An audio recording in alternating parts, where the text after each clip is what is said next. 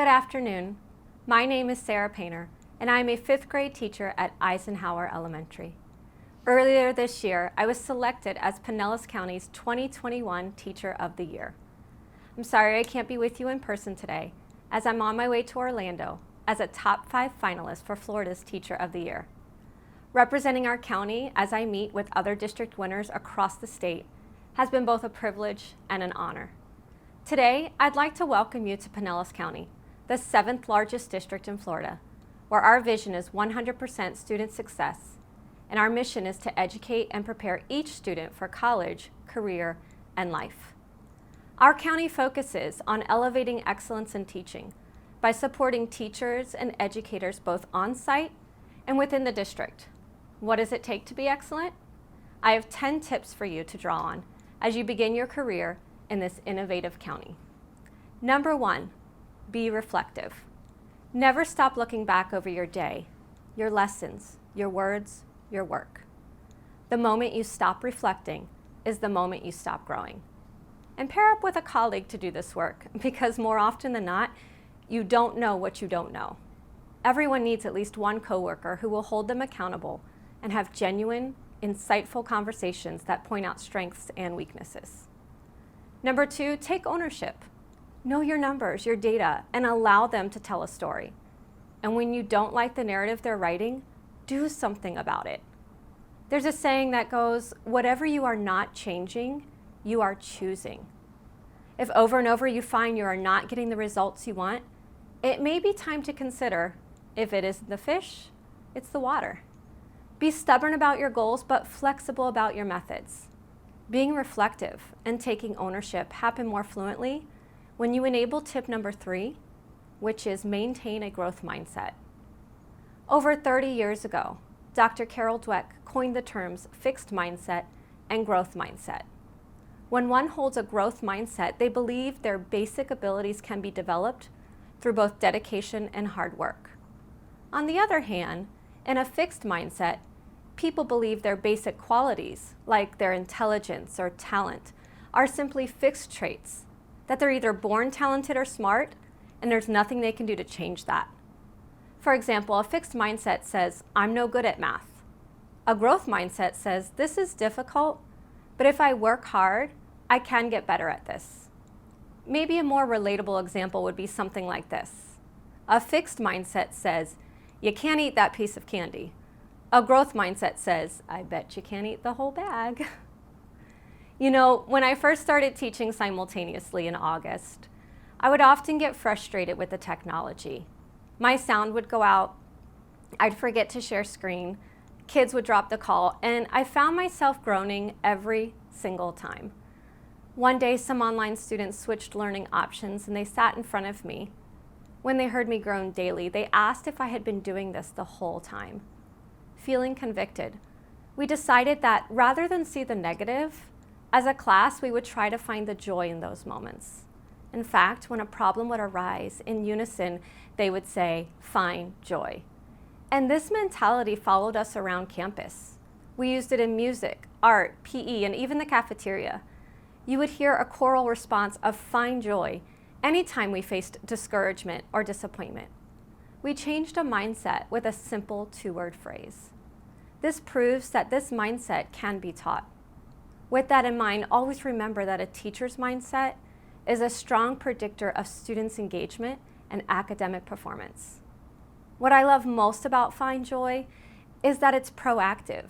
You find it, not wait for joy to come to you, or when all circumstances fall into line, find joy. It's about choosing to find joy in each and every circumstance. And you know, finding joy isn't about ignoring the negatives. I'm not saying everything is peachy keen, but finding joy is certainly a discipline, a choice. I'm known for another 2-word phrase around campus, and it's now what?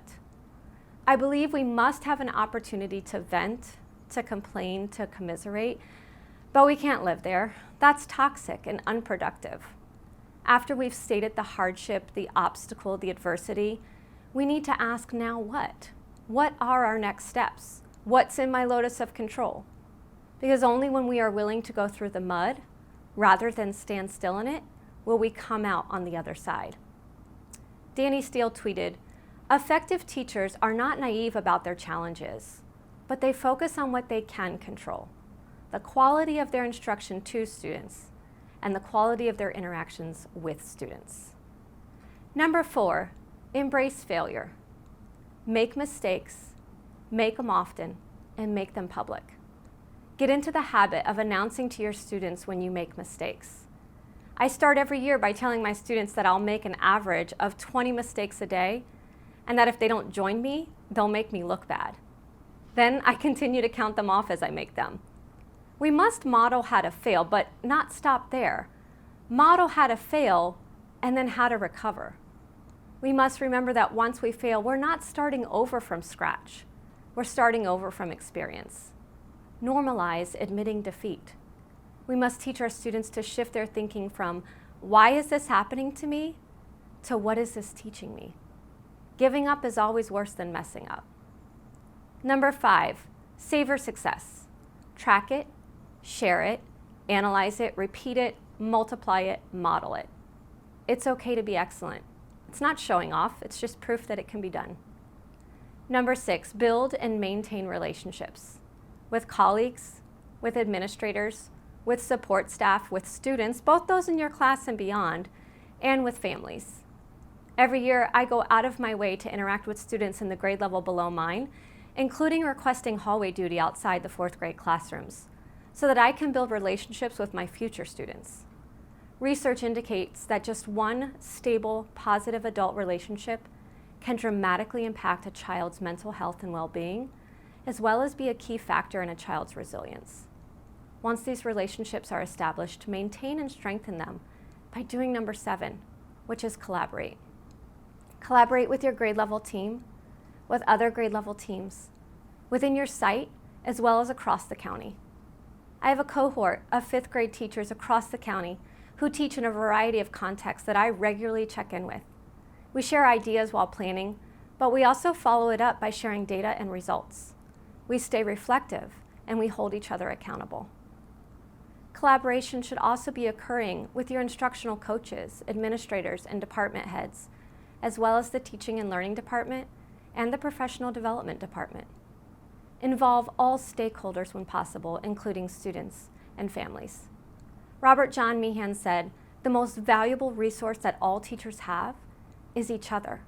Without collaboration, our growth is limited to our own perspectives." Teaching is a social activity. You cannot do it effectively on your own, at least not for very long. And when you find yourself dealing with others, remember number 8, assume goodwill. This means remembering that everything is a matter of perspective and that how you perceive a situation is likely not the same as others. For example, don't just assume when parents don't come to your family workshop it's because they're not invested in their child's education. Assume that they want to be there and find out what barriers exist that may be preventing them from attending. Highly effective leaders and teachers always assume the goodwill of those around them, especially during times of conflict.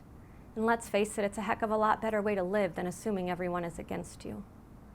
Number 9, never stop learning and growing.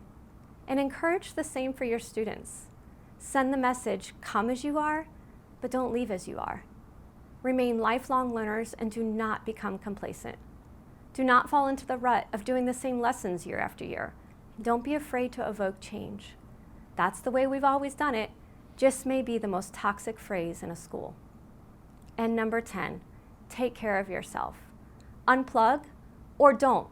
Some of us take care of ourselves by putting the laptop away, taking a break from lesson planning, not thinking about school, and that's okay. And some of us take care of ourselves by prepping longer, taking work home, analyzing data, and that's okay too. Don't let anyone else define what self-care should look like for you. Do what you need to do to be fully present for your students. I originally wrote these 10 tips with teachers in mind, but as I reflected back over them, I realized how applicable they are to our students as well. Be reflective, take ownership, maintain a growth mindset, embrace failure, savor success, build and maintain relationships, collaborate, assume goodwill, never stop learning and growing, and take care of yourself. I'll leave you with this. Recently in my morning quiet time, I read this phrase: when we think differently, we live differently. Changing the way you think changes your perspective, which changes what you say and how you act in the world. So I encourage you today, think differently, live differently, find joy.